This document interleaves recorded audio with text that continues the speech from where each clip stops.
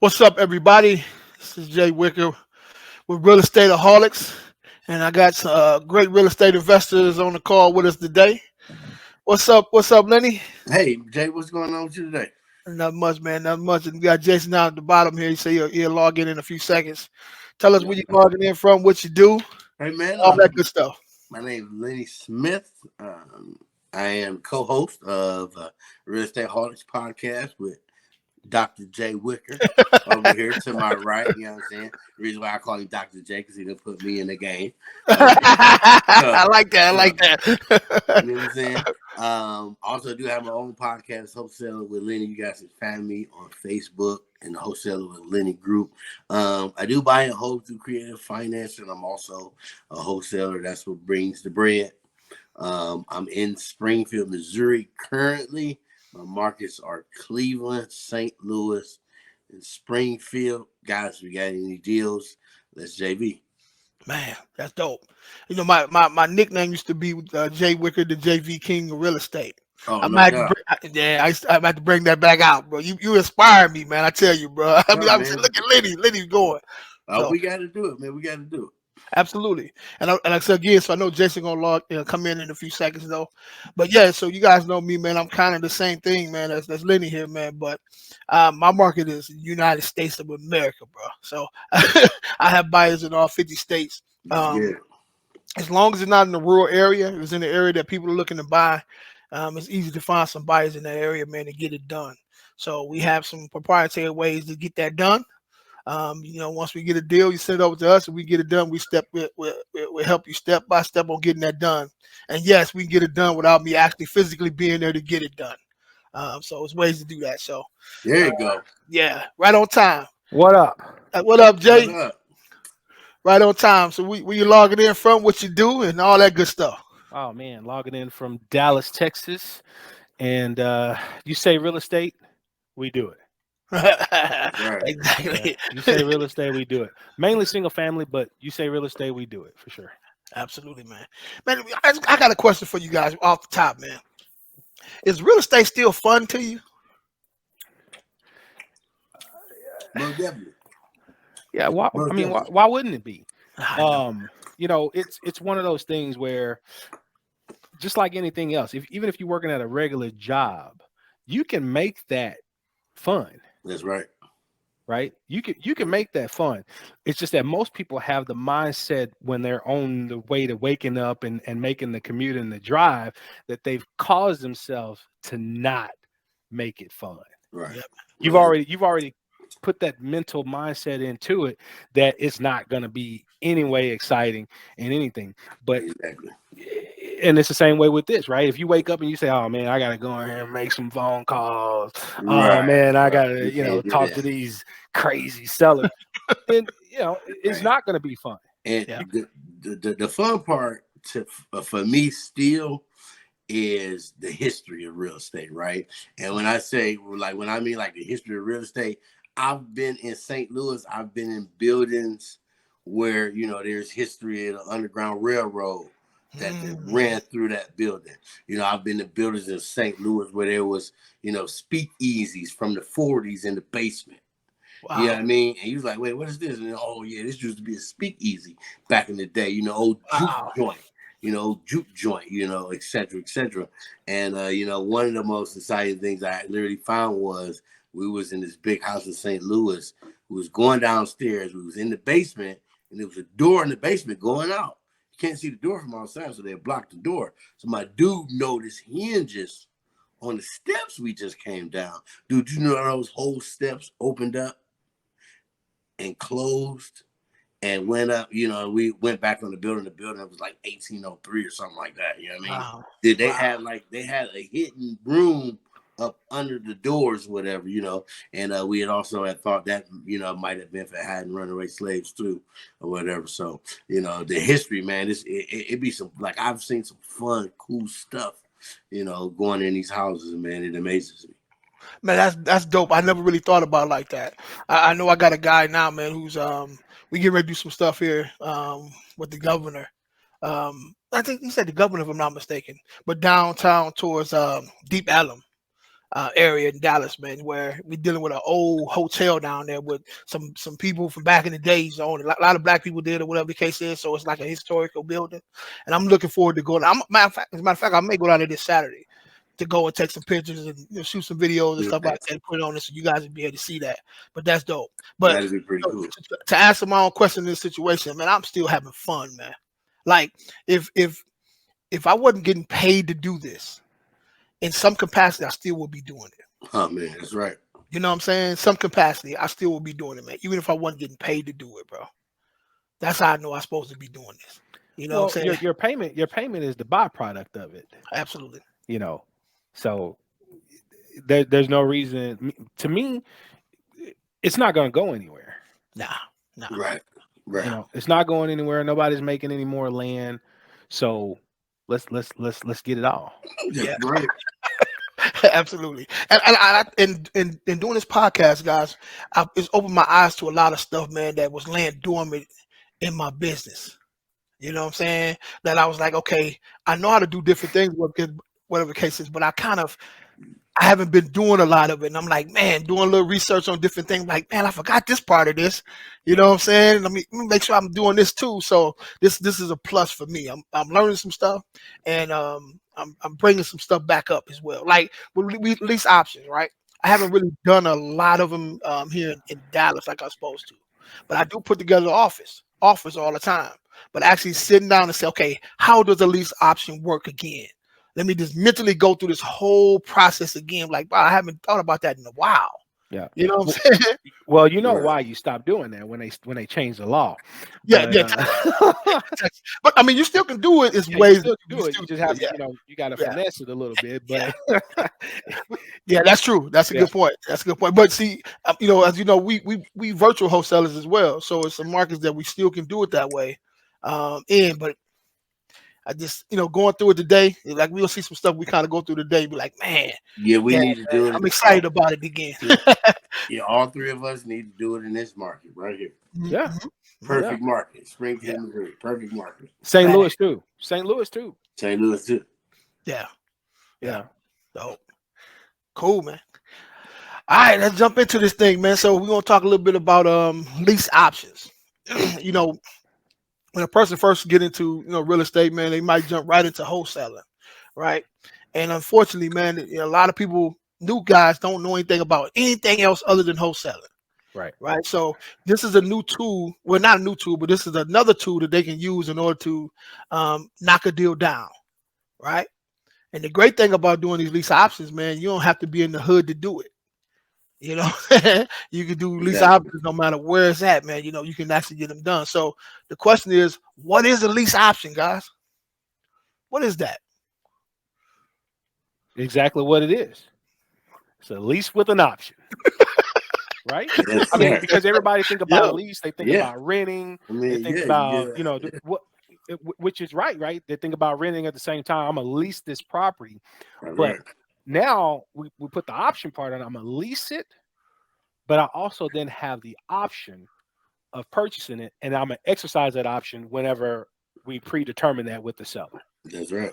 Yeah. Right. No different than, I don't know how many people play in the stock game, but I call that, stock trading with houses. That's stock trading with houses, right? I'm gonna put in an option on this piece of stock, and then I'll exercise that later. Right. Yeah. Dope. So let's look at the definition. What is it? Investopedia says here. Let me see if I can pull this up real quick. Should have had this loaded. See that definition. It's right. What you said was absolutely right though. But it talks about a lease agreement is an agreement that gives the renter a choice to purchase the rental property during or at the end of the rental period. It is also precluded the owner from offering the property for sale to anyone else. When the term expires, the renter must either exercise the option or forfeit. A lease option is also known as a lease option to purchase. So it's just what Jason said too, man. It's a lease with the option to buy. Some people call it rent to own. Mm-hmm. You know what I'm saying? Right? But See, that's the terminology thing right there, though, Jay. See, Yeah. we use that. We have to use that terminology here in Texas.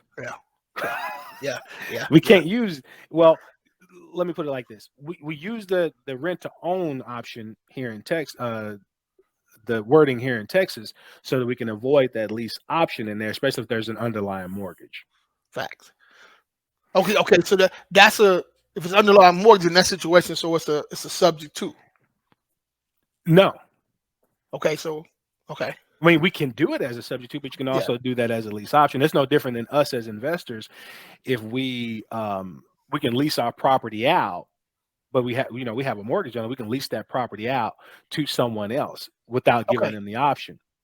Gotcha. But if we decide that we're going to sell it on that, then we've got to look at it a little bit different. But we'll say, hey, you're going to rent to own this here. And I look at rent to own as an exit strategy on most of the properties that we would do. Yeah, man, this is definitely an asset, guys. Definitely an asset. And we talking about making money multiple ways on the deal. You can do that, man, with a lease option. You see people, man. You see people who are in situations. Maybe they often want too much for the property, or whatever the case is, or maybe the ARV. I mean, maybe the property is worth $100K or whatever the case is, and they want 110 or whatever the case is. Depending on what city or state you're in, you can actually do that. Maybe do the lease for a couple of years or whatever the case. It's ways to get that done. There's many ways to get that done. So let me show you guys this right here. So what is the pros and cons of a lease option? So any investment that you do, it may be some pros and some cons to it. What is that when it comes to lease option? For sellers, right? What are the sellers' pros and cons? Sellers' pros and cons? I mean, the sellers' pros for sure. They can get rid of the property without having to go through the traditional sale, right? Yeah. To me, there are cons and there's pros and cons to everything, right? Correct. One of the cons is that now they still have to think about the property in certain aspects, but that's all about the investor or whoever is doing this and how they explained it to the homeowner. Exactly. And what they actually put into the agreement that they're going to take care of. Exactly. Yeah. Because if they can cash flow, you can cash flow. The mortgage getting paid. Somebody else who can't qualify for traditional banking through credit or their finances, it's literally generally it could be potentially a win-win-win situation for everybody involved. And just like even wholesaling, right? What is the other pro for the homeowner? They don't have to worry about the appraisals. That's right. They don't have to worry about the appraiser beating them up over that property and saying, hey, look, no, it's not worth this amount. And, then the financing fall through for the buyer who was trying to buy because their bank won't lend on it because of this appraisal.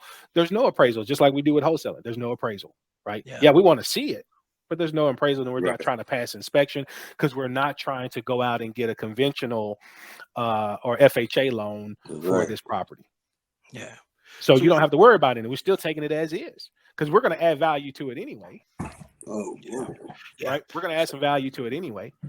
So maybe you had the seller has a property for sale, and for some reason, the property didn't sell. You can immediately transition to something like this, right? You get a person who's willing to lease it out, and with the option to buy it.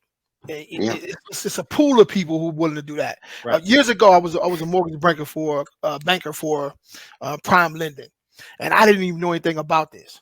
It was a lot of people like every day, man, that would reach out to us. They had the money, but their credit wasn't in order, right? So a lot of them had mattress money, that they couldn't really use it or show where it came from, so they couldn't get the deal done. If I'd have knew about this, I can't tell you how many deals I would have closed. Yeah, man. You know what I'm saying? So let's say if you have a person who has a property you're gonna do a lease option on, man, there's so many ways to get buyers when it comes to that, man. Reach out to some of these loan officers, man. Tell them they're gonna grease their pocket. They'll send you everything. You know what I'm saying? Just keep it 100, right? Right. So what are the cons to it? I'm trying to think. I guess like Jason said, man. They're probably still gonna be in your name or whatever the case is. But it's ways to put that together to where a person is not reaching out to you for some minor stuff. You know what I'm saying? You can put in the contract that seller is responsible for up to maybe $500 or $1,000 or whatever goes wrong with this property. Now you're not calling me because the light went out Right. or window Right. bust or whatever the case is. So you got a less headache, I would say. Oh Well, man. let me throw this out there too, and people are gonna hate this one, but really, Airbnb, the strategy that people are using for Airbnb is just a modified lease option. Yep. Exactly what it is. Exactly what it is. Right. There is just a modified lease option, man. Yeah. That's it. Yeah. Where they just finagled and renamed the term or recoined the term, but it's really just a modified lease option, and they're getting the opportunity to do what? Sublease it. Right. Yeah, man. Absolutely. Yeah. Now, see, prime people who probably willing to do something like this is people who own property who probably already renting properties out, right? Because these people, a lot of times, the reason why they rent it out because they couldn't sell it. Right. Sometimes, you know what I'm saying? Or if that person is willing to rent it out to a person who may not even care about this property, why not rent it out to a person who wants to purchase this property? They're more likely to take care of it, right? You never seen a person who put 3, 5%, or 10% down on a property, on a lease option property, and then trash it and lose all their money. Right. And of course, with the option, you got to pay a little bit of money for the option as well to have that option.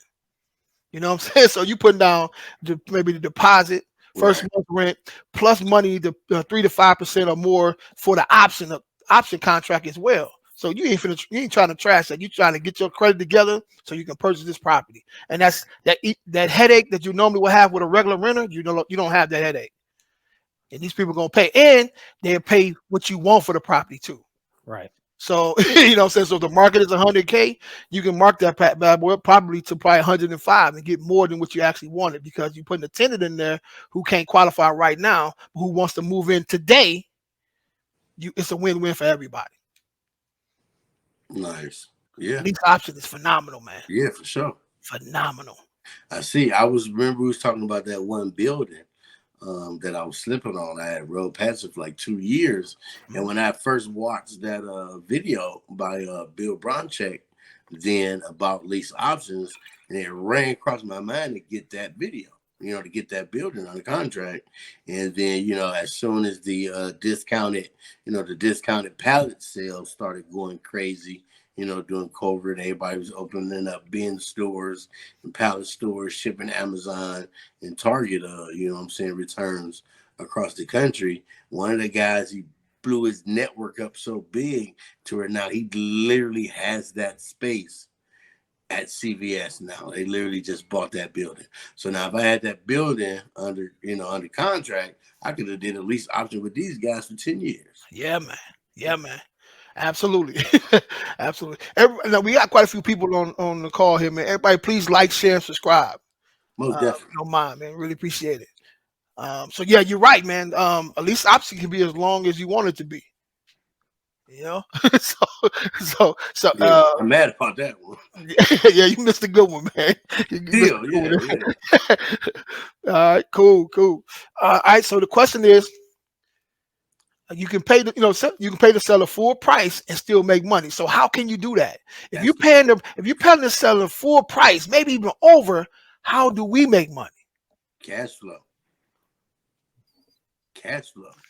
Strictly cash flow. Let's talk about it. I love it. We're talking. I love it because this game is so sexy, man. Yes, it is. You got to strip it. You got to strip it down. Yeah, man. To the point where it's like, wait, I can do that. Yeah, you know what I mean. And people don't get it to the point where you don't have to own this asset to control this asset for this asset to pay you money weekly, nightly, however you structure this lease option deal, man. It's beautiful, man. It's beautiful.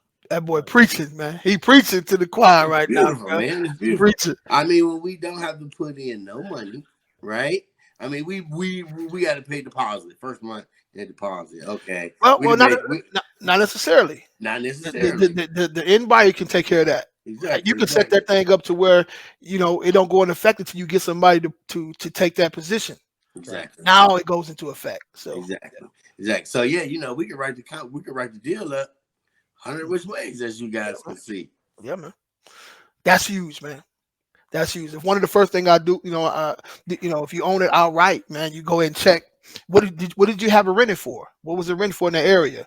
And a lot of time it may be under rent, the rent that he was collecting was under. So okay, well I'll give you that. Now I quickly go on to Zillow to see what it's rented for in that area. And if it's rented for over that, look, that money goes to me. So if it's let's say if it's rented for $1,000, he rented for $1,000. Look, I can give you $1,000 every single month, and you don't have to worry about that being paid. I'm guaranteeing I'm gonna get that done for you. Cool. Now I look this thing up on Zillow, whatever the case is, it's written for in that area, 2-bedroom, 3-bath for $1,200 a month. Every single month, that going right to HIP National Bank. You know what I'm saying? Yeah, right. For HIP National Bank. However long that I put that lease together for. Right. Sure. At least option for. So, and like you say, we talked about this before, man. I'd rather control the property than own it. I'd rather control it all day. And this is the way you can control it, man. Yeah, definitely, man. I love it, man. Yeah. I wish we could do this with cars. If people do this with cars, I know some people do. Actually, you can. They do with cars. I know people doing it with cars. Like, wait, what? Like, yeah, man. That's where the tote the note lots came from. That's exactly right. what it is. Exactly what it is. Yep. Yeah. Man, listen, this game been going on for a long time. We just really catching it, man. You know what I'm saying? They've been doing this for a minute. Yeah, they've been moving. Yeah, nothing, none of this stuff is new, man. Right. None of it's new. Exactly. Even we talk about wholesaling so much, but people don't even understand that the banks do this all day, every day. Yeah. Yep. They do it all day, every day, right? Ask anybody that's had a mortgage, how long they've had the mortgage, and when it got sold. Yep. Right. You said you work for Prime Lending, Jay, right? Sure. You've seen it. Yes, sir. You've seen it. Next day or two, they sold that bad boy already. They'll sell it in a minute, because the bank has already established and said, "Hey, look, I'm gonna earn this amount of money off of it within this 6 month period." Then they portfolio that with 100 more, and then sell it to the smaller bank. As a matter of fact, that's part of your disclosure. They letting you know we're not going to service this loan off top. So as soon as you close with Bank of America, the next payment is gonna be through another particular company. Hey, we your new service company now. That's all they doing. No doubt. It up, selling it on the market, bro. Cold game, bro. Definitely. That's how I go. That's how I go, bro. All right, so how can we make money? So yeah, that we definitely can make money on that, and we can wholesale lease options too. You can wholesale anything. You can wholesale that as well. So you can say, listen, this is what I have. This is the lease option, the 2-year lease option, or whatever it is, or whatever the case is. Here's the whole scenario. Do you want to buy this contract for me? Yep. It's cash flowing.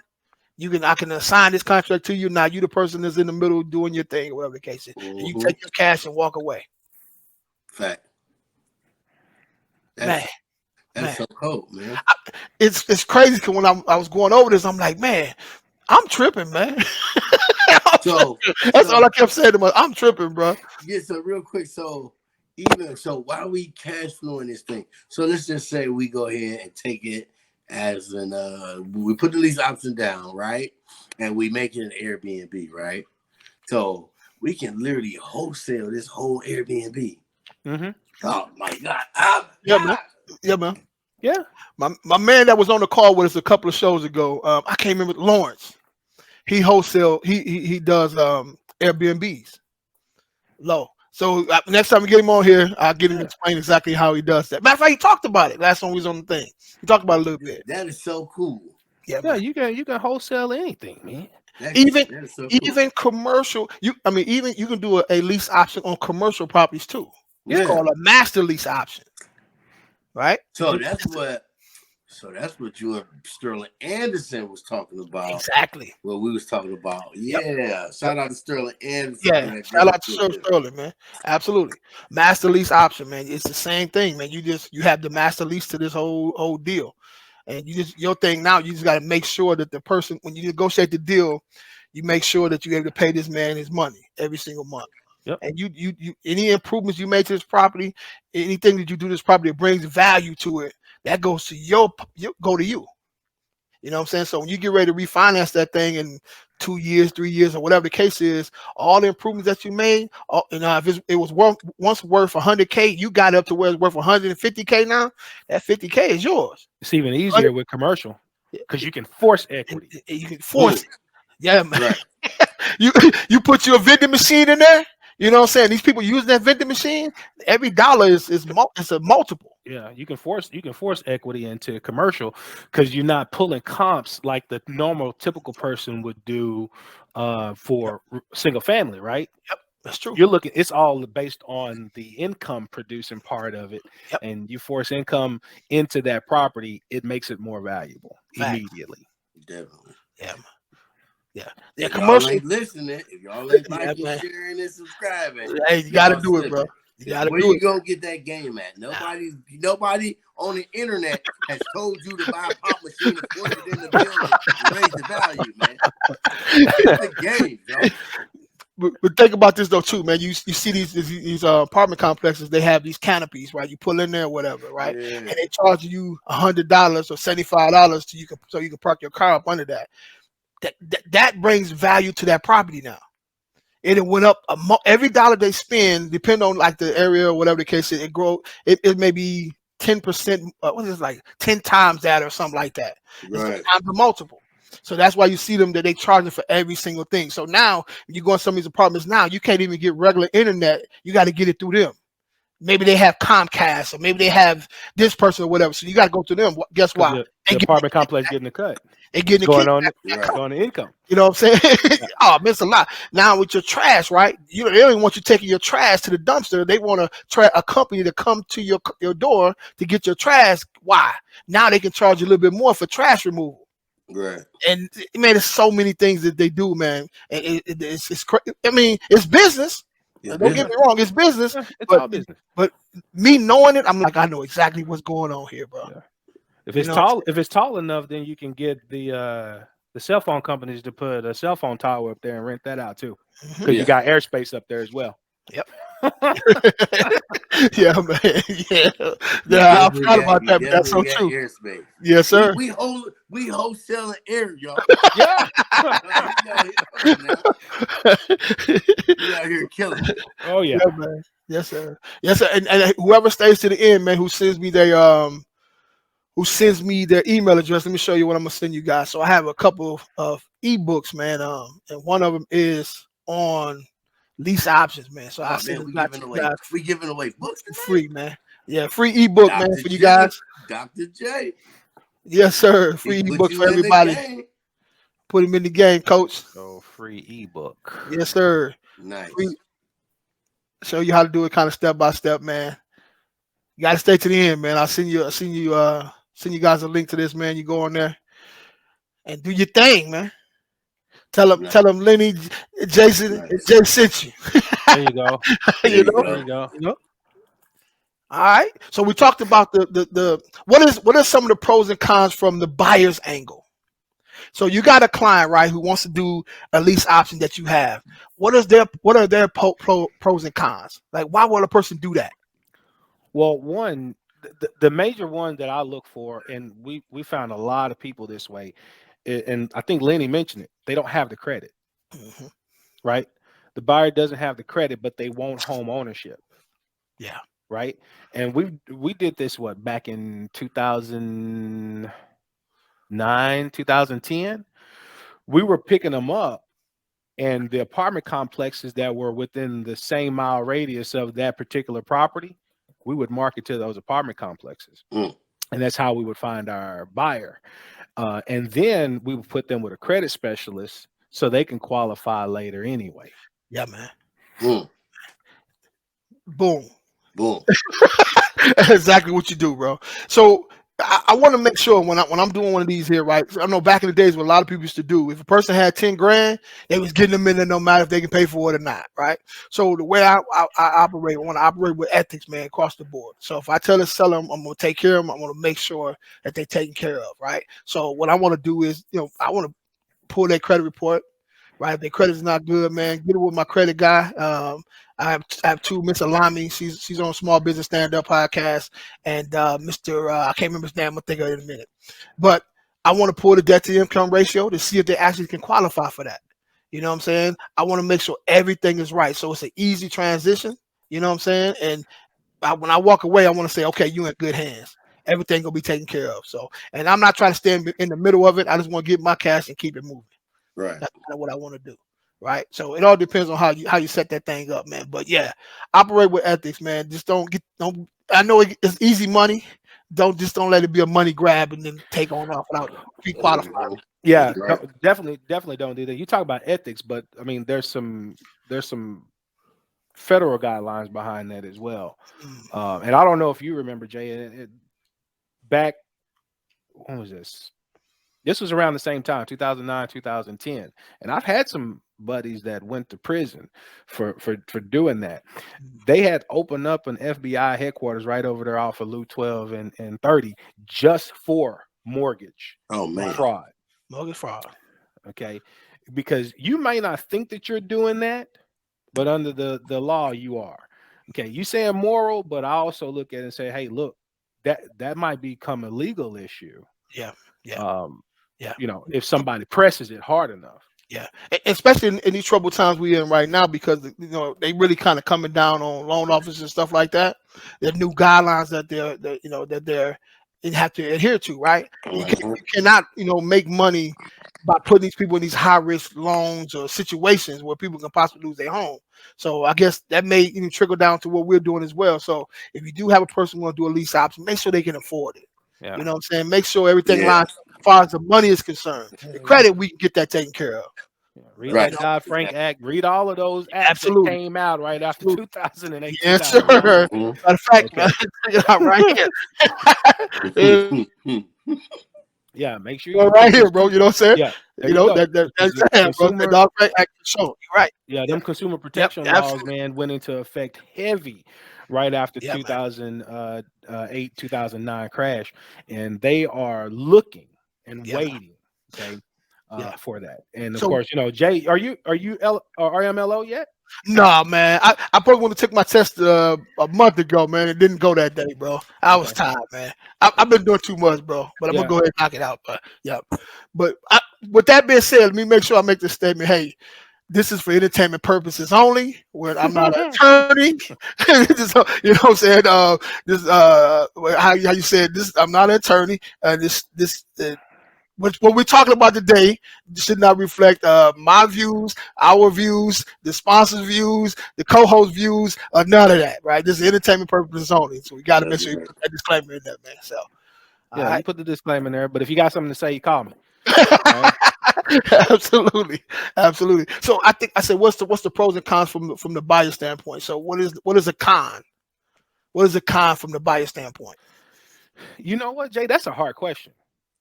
Because at this point, we're really providing a service to that buyer because of the issues that they're having personally.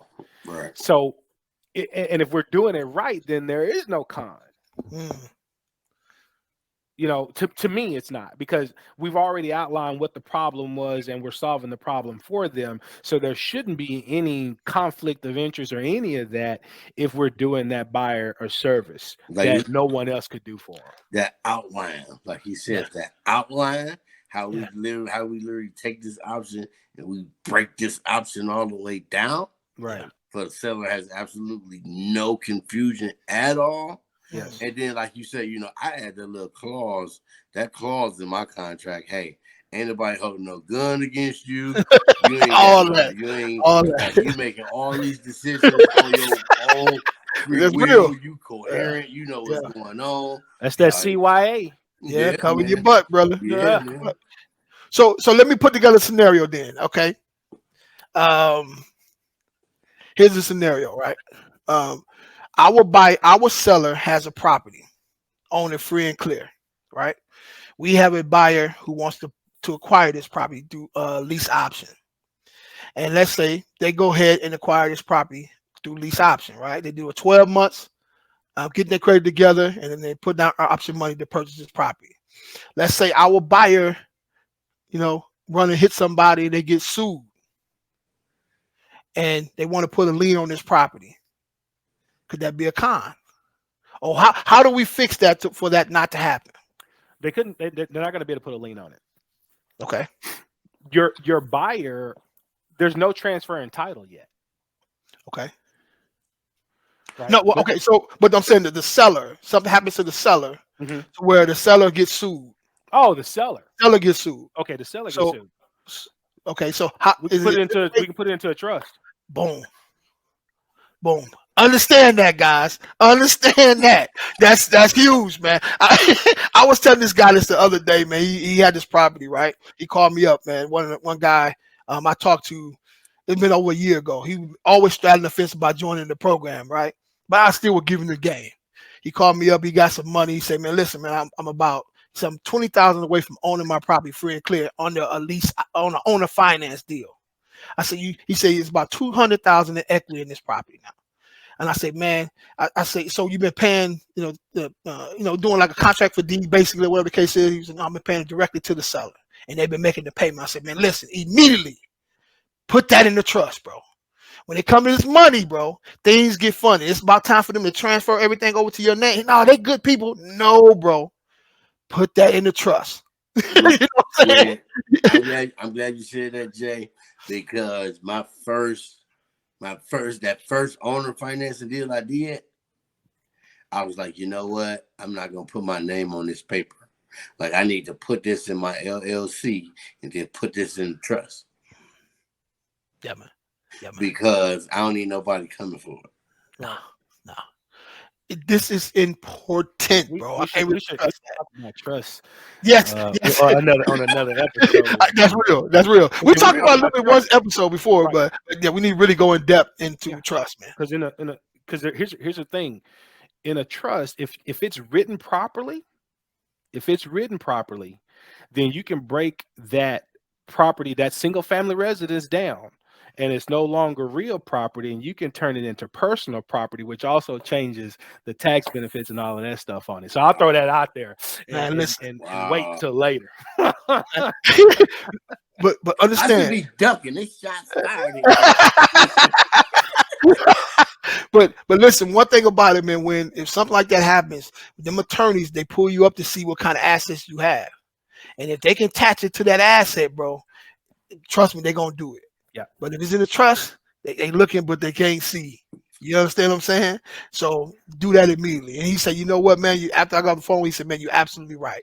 I said, yeah, trust is one thing, man, but CYA, man, cover your butt, bro. Go ahead and do that, man. He said, I'm gonna definitely do it. I need to call him and see if he did it too, man. Yeah. We talking about 200,000, and let's say, God forbid, something happened to the people that you had that conversation with, and they passed, or whatever the case is. And now that property's in probate. Or whatever the case is, you may not never kiss that property. Yep. Cover your butt, bro.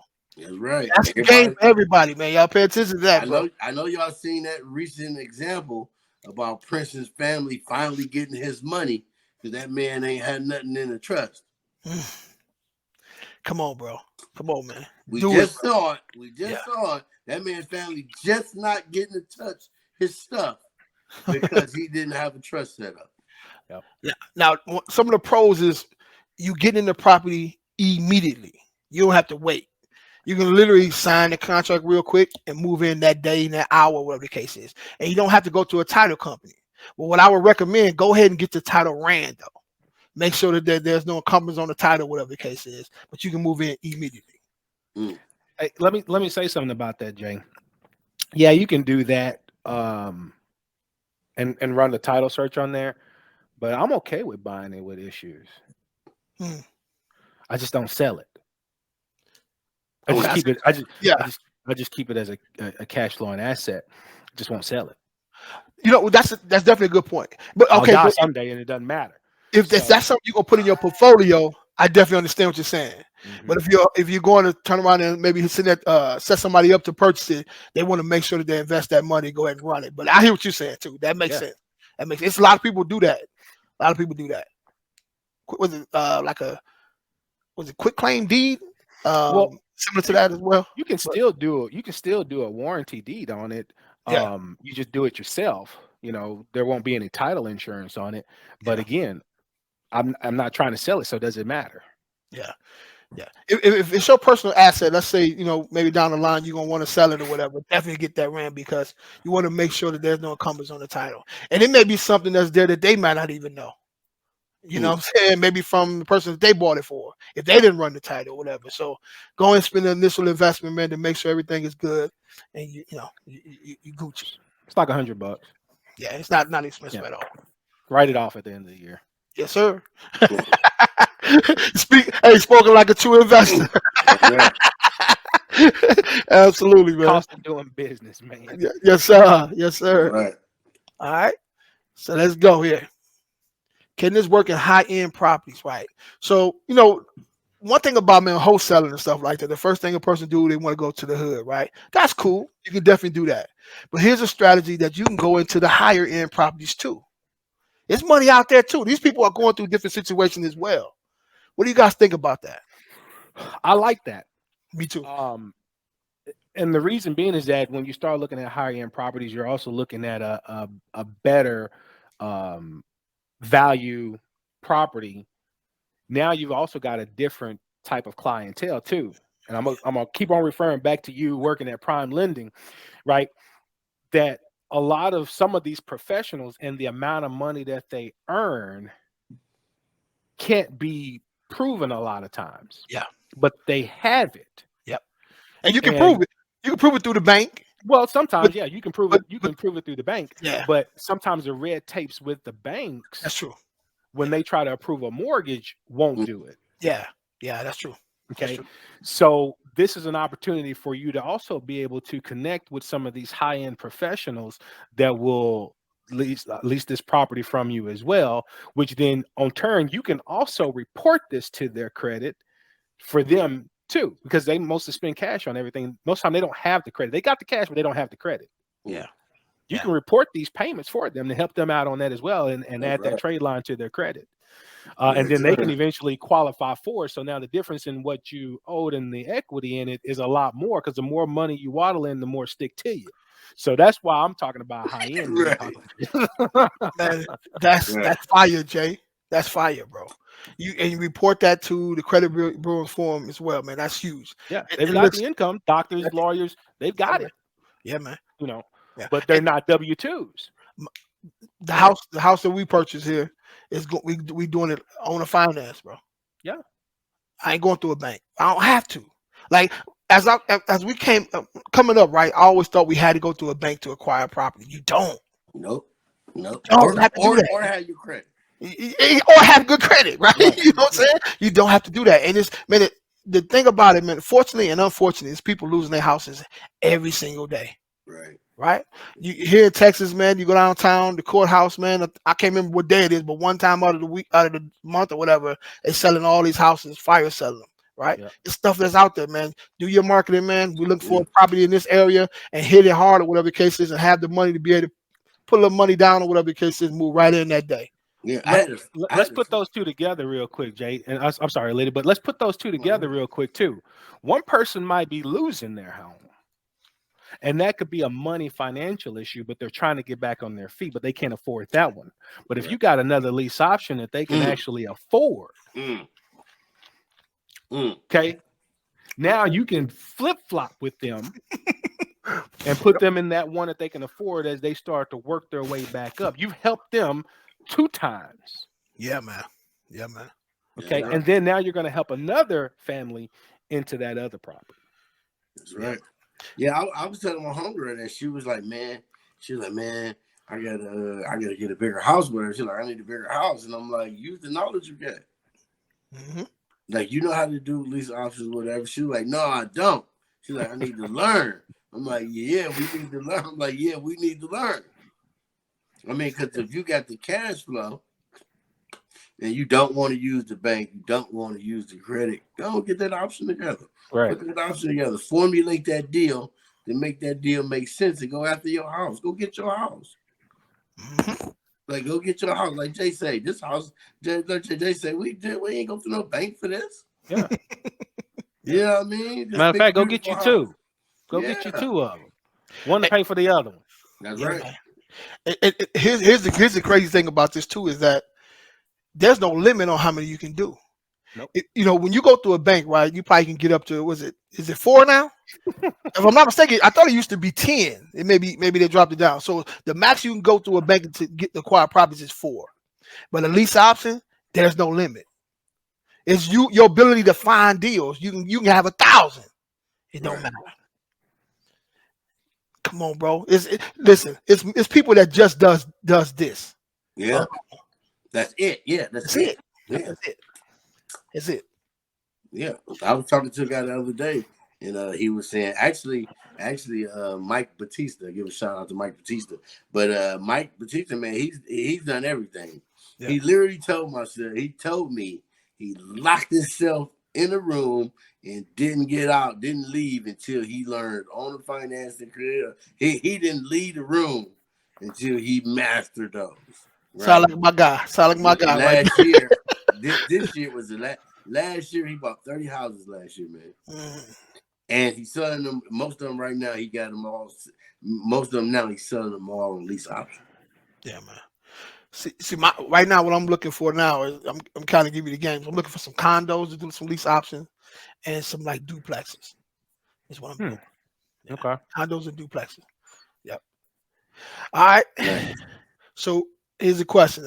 How much do the buyers pay down to acquire a lease option? I know we kind of touched on this a little bit. Depends on what I got into it for, because I definitely want to recover if I put something out. Yeah.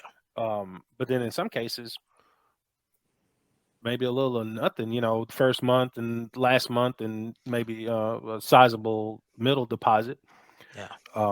But I always ask them, because we're doing this as an option for them to buy, right? Correct.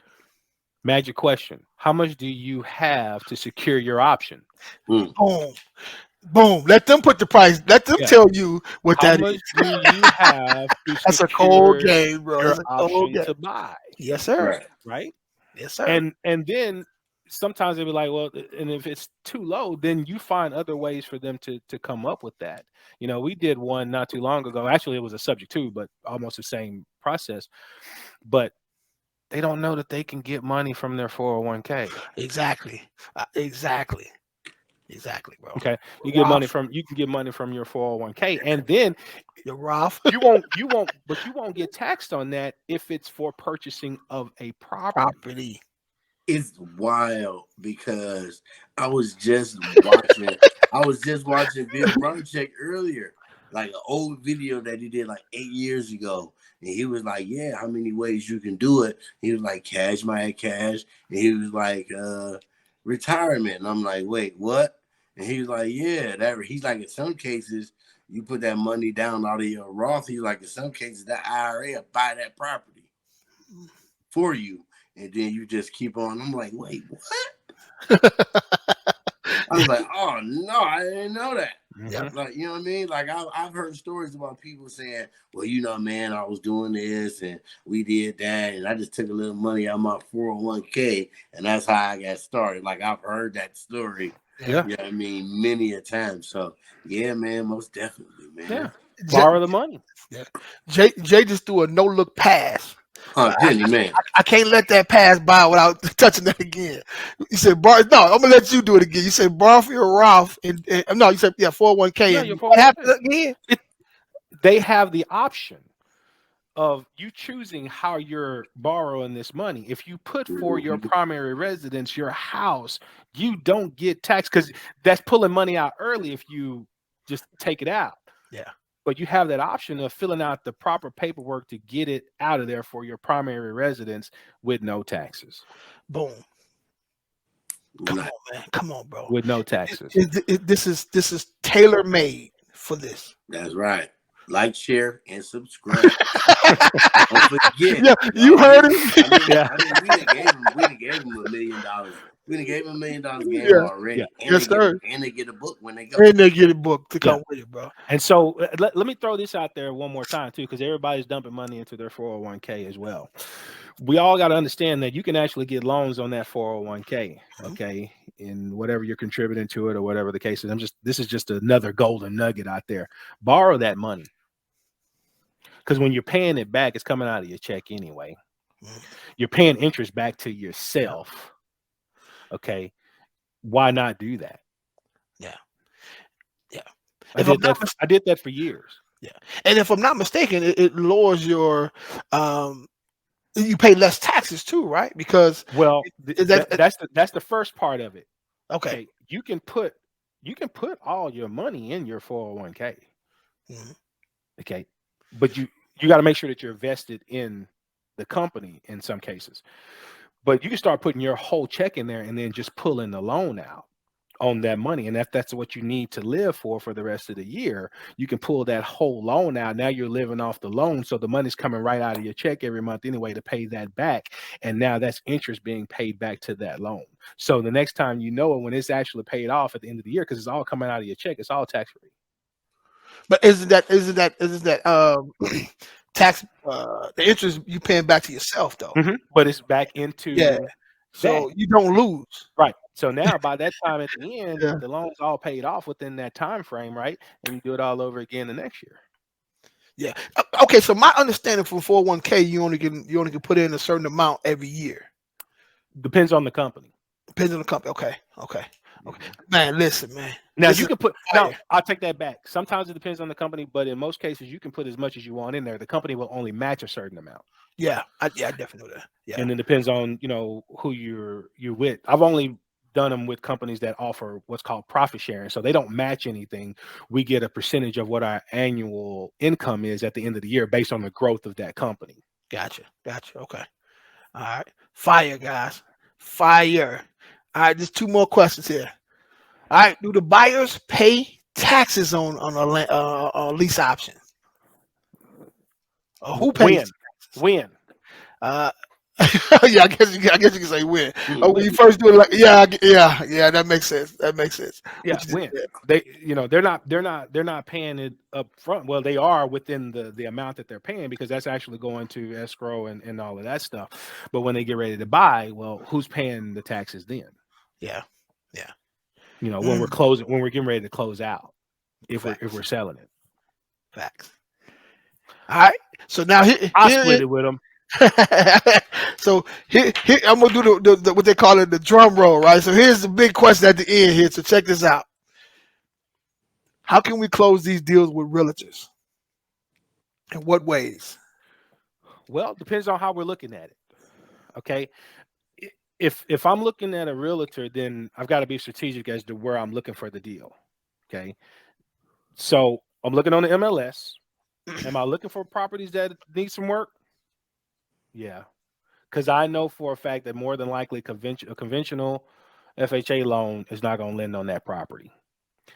Or I'm going to wait until it's been on the market for a certain amount of days, right? And then find out why. Or if it was an expired, then I'm going to call the realtor and see if we can do it that way too. So, yeah, we can definitely do these deals with realtors. And I can definitely, and at this point, you're just negotiating what you're going to pay them. Yeah, and that was the follow-up question. So how does a realtor get paid? You can structure that to make. We're just negotiating with them on that deal. And they can be the person who, when they get ready to purchase it, probably still be the person, in the middle of it. It's ways to get that done. The realtor is probably going to know somebody who wants to rent it anyway. Yeah. Right. And literally, man, you can sit on MLS literally and pull up old listings, pull up realtors from different markets, have your assistant to give them a call. Hey, what do you do with your expired listings? Right? Send them over to us, and we're able to get them done. We'll send you X amount of dollars. We'll make sure that you're taken care of. It only take one deal to do with that realtor, and now you become Superman because you put breath back in the life of this deal that was once dead. Now they eating off of it. Every deal that's in their office that a person is not able to do that is expired listing, guess what? It's going to Lenny now, going forward. Now the other brokers and realtors that's in their office are calling you. Yeah. Here's your key line. Hey, your listing just expired. All the other realtors are calling them right now because they're on a list. Mm-hmm. Let's get it done. Let's call your client and tell them that you got somebody who can do something for them. And tell them don't pay attention to nobody else. And the great thing about this too is, of course, they have the sellers. If you got the seller's name, the situation that they're in, right? Everything about them. Yeah. You know what I'm saying? They got everything about. If they didn't burn that bridge, you know what I'm saying? You can use that. Hey, the realtor such and such told me to give you a call. We deal with creative, whatever the case is, right? And we can help you. Give me a few seconds. Let me show you what we can do for you. I'm gonna have the realtor call them unless they tell me that they've burned the bridge. Yeah. And then I'll say, well, don't worry about it. I'll still cut you in.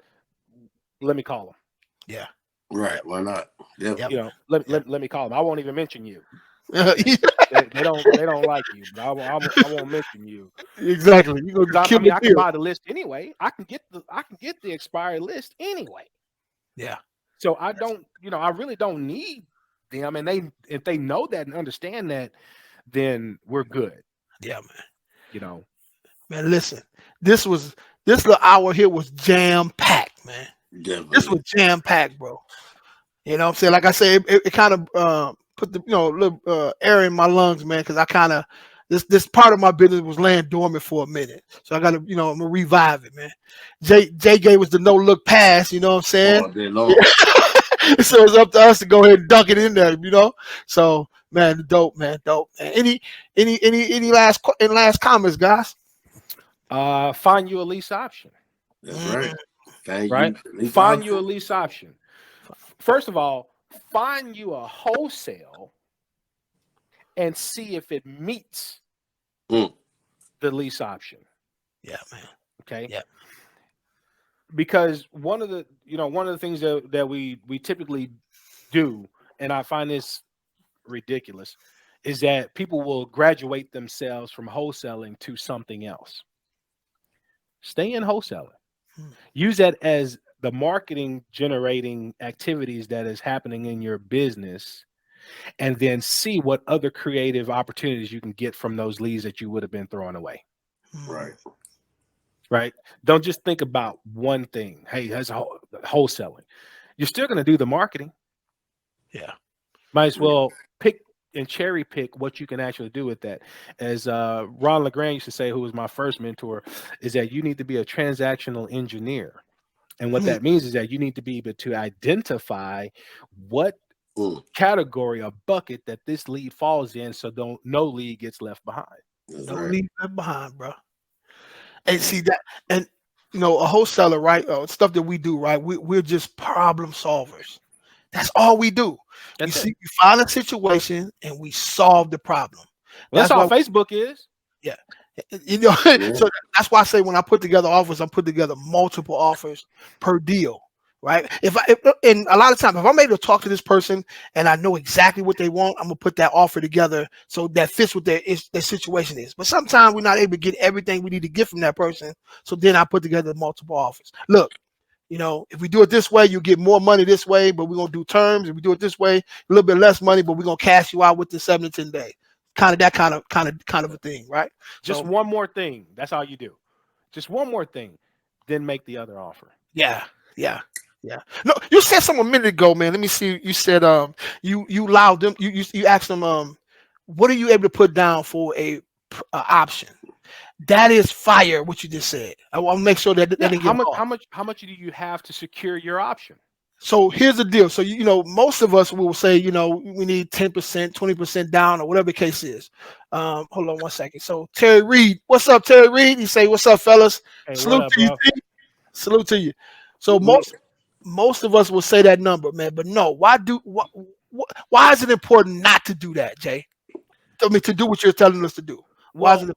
Well, one is my whole objective is not to just get the money out of this person. My whole objective is to help them.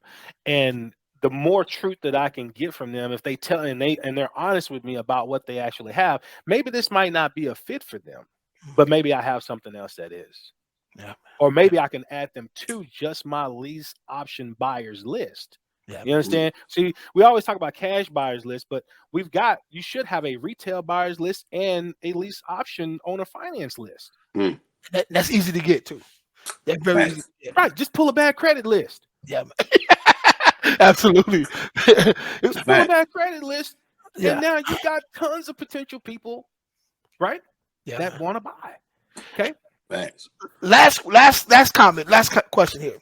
So with a lease option, right? And here's a big deal, right? I heard somebody talk about this one day. Should you have a contract that has a lease option connected to it, a lease agreement and an option agreement connected to it, or should it be two separate entities? And Do why? two separate ones. Do a Okay. purchase and sale agreement and do the option.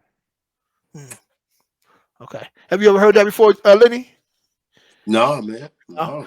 I remember I was hoping you guys did heard about that before, because it's been a while since I even thought about it. Well, based on what I was hearing them say, it was better to have it as one paper.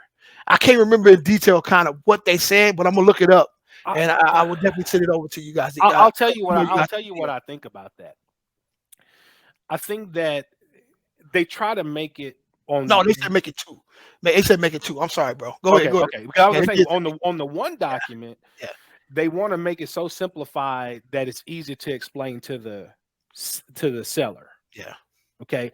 On my end, I want them to be two separate because my purchase and sell agreement may not be executed if I don't go through with my option. That's exactly what they said, bro. Exactly what they said. You see, my option leads to the purchase and sale. Yeah. If I never exercise my option, then we're never going to the purchase and sale. Fact. That, you know what? That's exactly what they said too, bro. And that's important, because I've seen contracts where they had it all in one. You don't want to do that. Right. And then if I need to extend my option, now I got to redo all the paperwork, and I can just do one side of it, the lease option part of it. Yeah. Man, listen, this was fire, bro. This is fire. Yes, sir. big. Hey, that don't look past, bro, is fire, bro. Like, okay, I ain't let that get away. But man, listen, hey, Lenny, man, you know what they say, 10x our business, bro. This is the way that we can do that. That's right. All day long. Everybody Wholesaling with Lenny. If you ain't on his page, you need to go to Facebook too and get on Wholesaling with Lenny. Tell us about your podcast, Lenny. Most definitely, man. Hey, man, Wholesaling with Lenny on Facebook. We got some game. We dropping game in there. All the materials in there. I got the files in the file section. If you guys in that group already and you got some contracts, upload those contracts to the file section for the new wholesalers can go through. Like we were just talking about today, Jay, the lease option agreement. Jay, I know you got those. Drop those in the group in the file section for them, guys. If you need wholesale contracts, sub-2 contracts, owner option contracts, assignment agreements, wholesale cancellation contracts, whatever you got, man, it's in the file section. So, guys, add content, drop your deals there. It's literally like 50 cash buyers in the group already. Like I literally took my buyers list and dumped it in the group. Yeah. Oh yeah, that's cool. Yeah, I mean, I took my buyers list and dumped it in the group, so that's all right. It's going down, man. Dope, man. Salute. Terry Reed said, man, great job, black man. Man, salute to you, bro. Salute to you. Yeah, Terry has I can't remember the name of his shop. He has a tire shop in my hometown, Saginaw, Michigan. What up, though? Man, you gotta send me a text real quick, man. The name of your shop, T. If I can go and promote it for you, brother. Yeah, but yeah, man. Put it out there. Yes, sir. Jay, tell him what you got going, brother. Man, we got everything going right now. We're actually today is August the 31st, and I'll tell you, September through December is our planning season. So all the new shiny object stuff that people try to switch to and change to during the year, we don't. We wait until September, and we hire beta teams to test those systems to determine if we're going to replace or implement those January 1st for the next year. So right now that's what we're in. We're in planning season. We're still marketing. We're still pulling out stuff. We're looking for buyers and negotiating deals, but we're in our planning season right now. Man, salute. Man, listen, man. See, this is part of business, right? You get some people who know what they're talking about, and you get them on this show, man. Everybody learns, bro. Because I don't know nothing, man. I'm eating from these guys, man. We got community auto and tires. Yes, sir. Yes, sir. Hey, do you ship? We sell. He selling cars too now. I gotta come get me a whip. That's what's up, T. Come give me one of the whips you got. So So guys, so we talked about a moment ago, man, about this ebook I was sending out to you guys. So if you guys want to learn exactly what we're talking about, this ebook is absolutely free. No charge to you guys, man. It's all about lease options, guys. Kind of step by step, man, on how to put one together.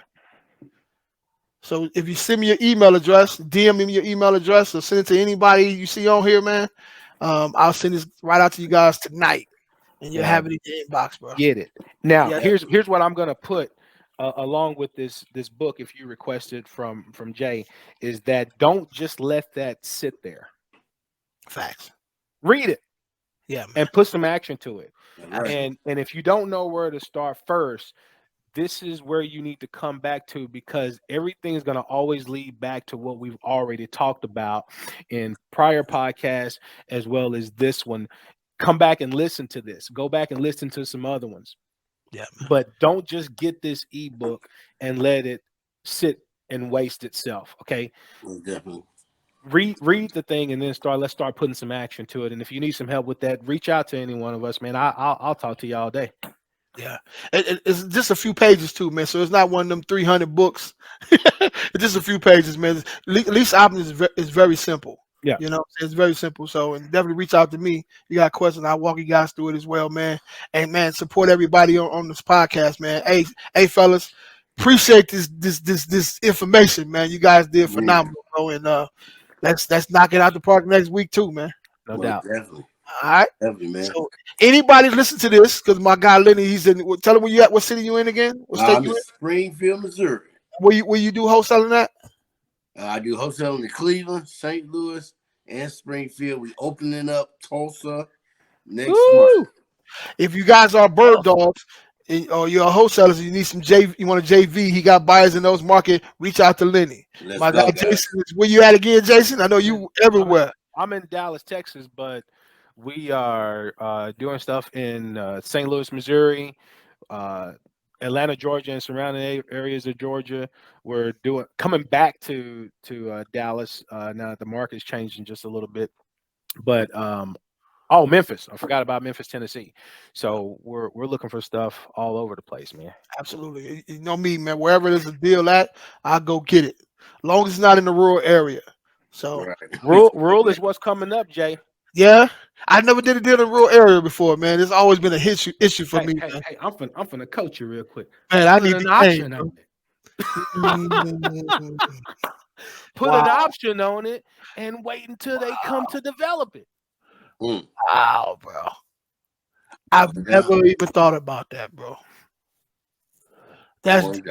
You see it going that way. Put an option on it. And wait until they come and develop. Yeah. They say if you pick the 5 people that's closest to you, there you are, right? There you are. So I become smart about being around these gentlemen, man. So, man, I've been trying to rack my brain on how to close one of them deals or do one of them deals, bro, and I just couldn't figure it out.